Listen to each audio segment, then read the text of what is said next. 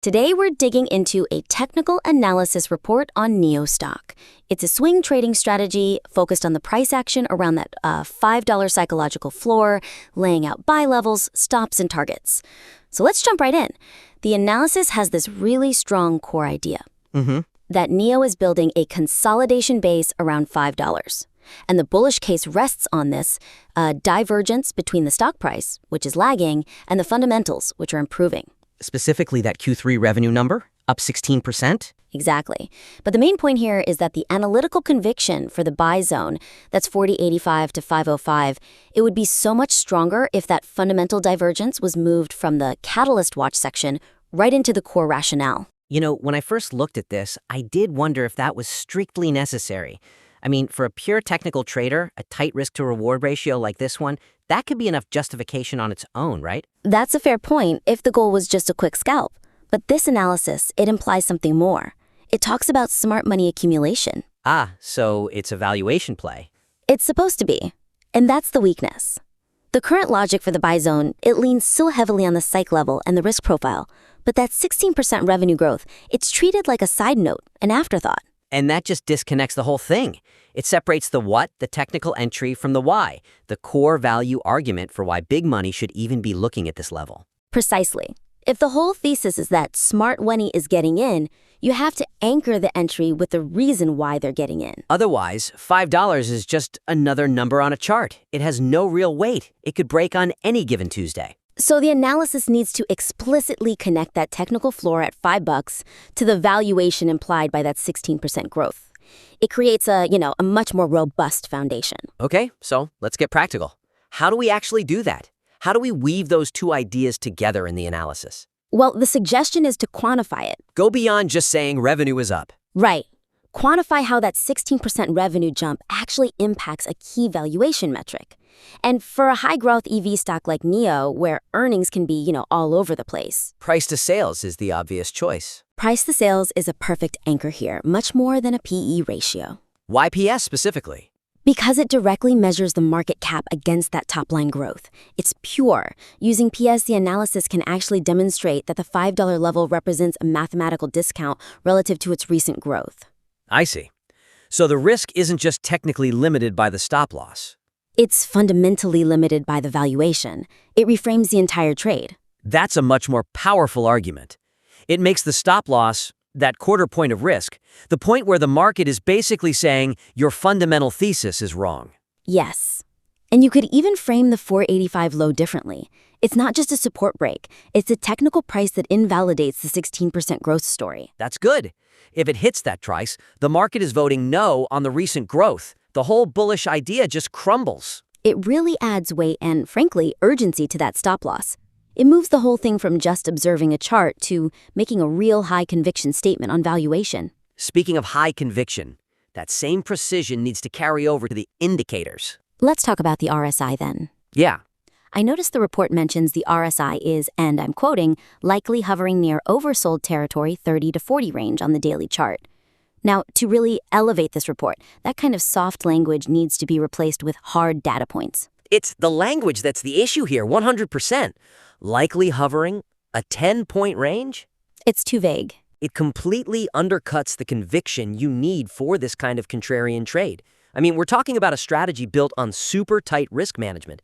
Every point on that indicator, it really matters. I couldn't agree more. If the whole game plan is to buy an oversold bounce, the entry validation has to be exact. Otherwise, are you buying the first dip or are you buying a confirmed bottom? It's a huge difference. It is. So the suggestion is simple but critical. Lock it in. Give the exact RSI reading at the time of the analysis. Or, if it's meant to be evergreen for a few days, give a hyper-specific, historically proven range that validates the entry. Why is that level of precision so important for a volatile stock like NIO? Because for stocks like this, the RSI readings tend to cluster at very specific bounce levels. A reading of, say, 39 might just be a pause after a drop. Just consolidation. Right. Whereas a reading of 32 or 33, that could be the actual capitulation low that institutions are waiting for. That tiny difference determines if you're early or if you're right on time. The analysis needs to provide that clarity. So let's talk examples. How do you make that happen? Okay, instead of the generic range, you get specific. For example, the RSI closed at 33.2. This puts it precisely at the 5-month average bounce level, matching the setups we saw in February and July. Now, that's actionable. It's a verifiable data point with historical context. You can see it on the chart yourself. Exactly. Or, if the number is changing too fast, you narrow the range and tie it to a direct action. Something like, the entry is validated only when the RSI is between 30 and 35, the zone that preceded the last two major reversals.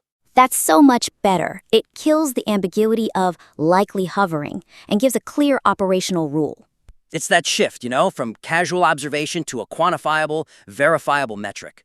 That's what turns a simple trading note into a really high-quality piece of analysis. All right, so we've buttoned up the entry. Now let's talk about the fun part, the targets. The payoff. The aggressive swing targets. Yes, the report details a profit target range of 602 to 620, and the justification given is that it aligns with the average analyst price target, and it needs to fill the gap from previous drops. Right. The rationale for that ambitious second target, it really needs independent technical support that goes beyond just relying on analyst consensus or generic gap filling. Yeah, this is a major analytical hole for me. The weakness is that relying on average analyst price targets. It just makes the target feel borrowed. It's derivative. Totally derivative. It's not derived from the chart itself. I mean, why would a technical swing trader put their faith in Wall Street analysts with totally different time horizons? And the gap fill argument? It's descriptive, sure, but it's not analytical. It doesn't give that level of specific technical function that validates it as a high probability spot to take profits. So the goal is to make the target feel like it was earned by the chart structure, not just copied from another report. Exactly.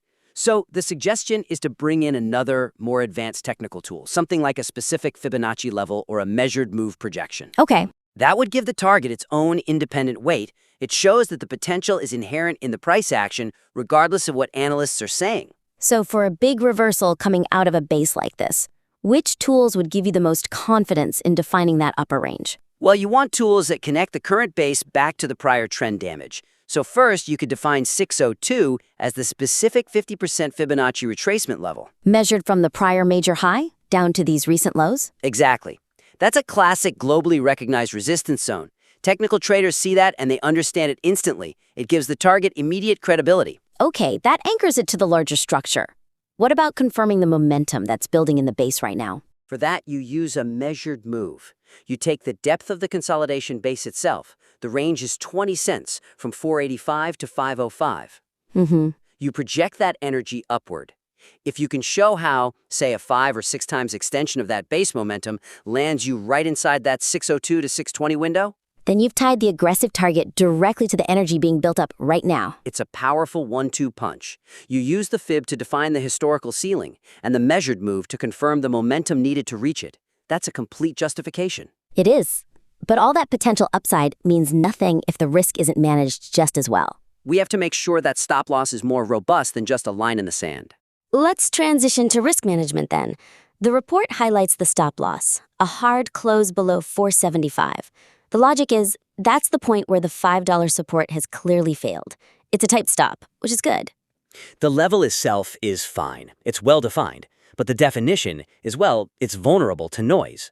A whipsaw? Exactly.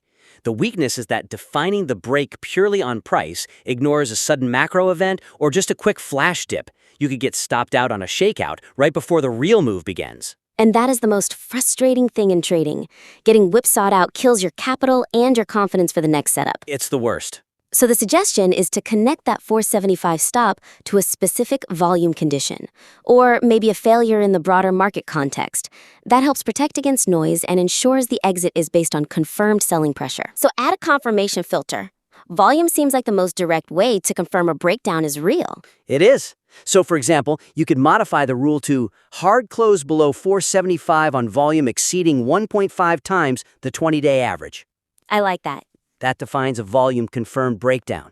If the price dips below but the volume is light, the analysis encourages holding on, waiting for that confirmation. It could save the trade. That's a great mechanical filter. What about framing it based on the strategy's own premise? You know, the risk-to-reward ratio. That's another strong angle. A great internal anchor. The report uses the favorable R to R to justify the entry in the first place. Right. So you could frame 475 as the exact level where that favorable ratio completely collapses. The moment the downside risk outweighs the realistic odds of hitting your first target, the trade is mathematically broken. And you get out, regardless of volume. You get out, because the entire premise is gone.